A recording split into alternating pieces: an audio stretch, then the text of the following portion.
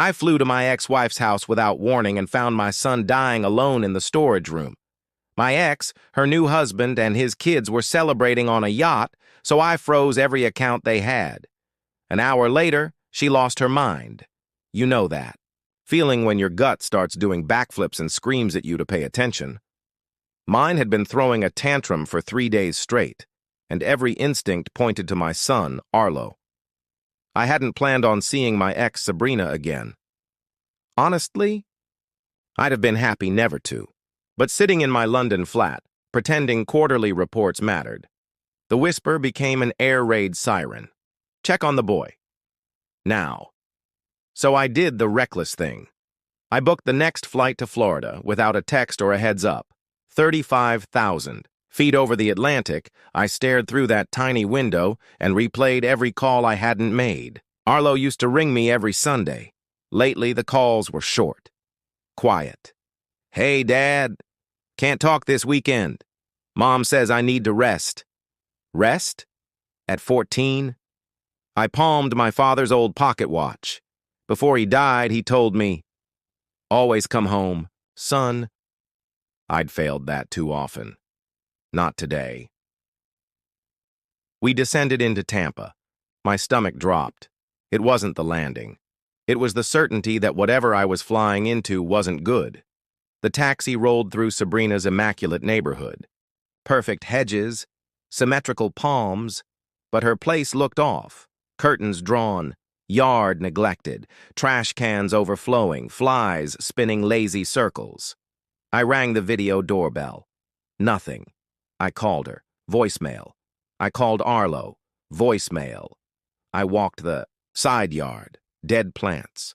Pool gear dumped in the grass. And then I saw it. The storage room door cracked open like an invitation you don't want to accept. The smell hit first. Stale air. Unwashed bedding. Something worse. Light leaked in and found a thin camping cot. Arlo lay there, pale as paper, bones sharp under skin, breath so light I had to stare to see his chest move. A quarter bottle of water on the floor. Some crackers on a plate. My athletic, always moving son looked like a ghost. The rage that came wasn't hot. It was ice cold and precise. I picked him up. He weighed nothing. "Arlo," I whispered. "It's Dad. I'm here." His eyelids fluttered, then stilled. I carried him out and nearly ran into Mrs. Alvarez next door. The hose slipped from her hand. "Dios mío, is that Arlo?" She'd seen an ambulance 3 weeks ago, she said. Then Sabrina and her husband left with suitcases the next day. "Call 911, I said, already flagging down a car. "We're going to Sarasota General." The ER blur was sirens without sound, nurses, vitals, questions I couldn't answer. They wheeled him away. I stood useless until Dr. Meena Kapoor found me. Calm eyes, firm voice. "Mr. Thompson, your son is severely malnourished," she said. "He's been sick for weeks, possibly months, without care." I sat by his bed and did the stupid thing we all do. I opened social media. Sabrina's page was public. Photos flooded the screen. Champagne on a yacht, laughter, hashtags. Blessed yacht life. Her new husband, Grayson, and his perfect children. A video from yesterday. "To new beginnings," she giggled. My son lay in intensive care. I called. She answered to party music. "Your son is in the hospital," I said. A pause. "Which hospital?" "Flat." "I found him in your storage shed." "Don't be dramatic," she said. "He was resting. A doctor said he needed rest." "What doctor?" I asked. Silence. Then the voice I knew too well. "I have a new family now, new priorities. What's his is ours." "Enjoy it while it lasts," I said, and hung up. I drove to Tampa and climbed 20 floors to Rafael Ibarra's office. We served together, overseas.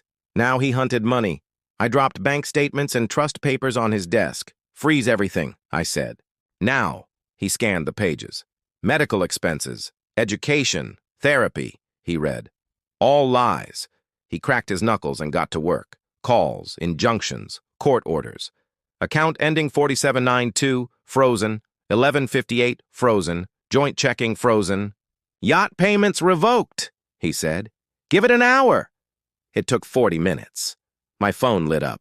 Sabrina called, then texted, then begged. I didn't answer. Back at the house, I looked for the truth. In Arlo's room, a composition notebook lay on the desk. His neat handwriting, March 15th. Mom needs $3,000 for medicine. March 18th, $20,500 for tests. March 25th, $5,500 for house repairs. April 2, $4,200 for Grayson's kids' tuition. We're a family now. April 10th, $8,000 for Mom's surgery. She won't say what. I'm scared. May 10th, $15,000 for one more treatment. I told her to take it all. She said I was the best son in the world. I cross-checked dates with Rafe's records. The medicine was Nordstrom and Saks. The tests were the Ritz-Carlton. Repairs were luxury boutiques. The $15,000 last week paid for charter flights and the yacht. On Arlo's phone, a text thread. Sabrina. Might as well enjoy his money while we can. He won't last long anyway. My hands shook. The rage turned to purpose. We went to court. Attorney Priya Menon met me at the courthouse, 5'2" and 7 feet tall in presence. She projected statements on the screen, withdrawals, receipts, the yacht, the hotels, the spa days. Then Dr. Kapoor testified, earlier care would have changed everything. Sabrina's lawyer called me bitter and absent. Priya read Sabrina's text aloud. The courtroom froze. The judge stared over her glasses. This court finds clear evidence of financial abuse and child endangerment, Judge Williams said. Assets frozen. Temporary guardianship to me. Sabrina escorted out, screaming about her lifestyle. I didn't watch. I drove back to the hospital. Arlo was awake when I got there. Barely. Hey, buddy, I said, taking his hand. Better now that you're here, he whispered. I was hoping you'd come. I'm sorry, I said. I should have. Come sooner. It's not your fault, he breathed. Mom said you were too busy. I didn't believe her. He paused. There's a journal in my room. I wrote everything down. The money. The things she said. I wanted you to know. I found it, I said. I believe you. Everyone does. We talked about baseball, London, anything to slow time. As the sun burned the window orange, he whispered, Dad, I'm scared. It's okay to be scared, I said.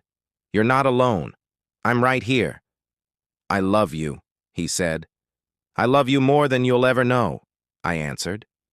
He smiled the way he used to after a perfect fastball. The monitor went flat at 7:23 p.m. They tried. At 7:47, Dr. Kapoor called it. I held his hand for a long time. 3 weeks after the funeral, grief hardened into purpose. I called Priya. I want to start a fund, I said, for kids like Arlo, sick, alone, exploited. We launched the Arlo Fund by September. Simple mission. Provide medical care, emotional support, and legal advocacy for children abandoned or financially abused by their families. The first case came from Dr. Kapoor. Jonah, 10, leukemia. His parents left him. The state paid for treatments, but not for being a kid. Are you a social worker? He asked when I visited. No, I said. I'm a man who thinks kids shouldn't live in hospitals because adults failed them.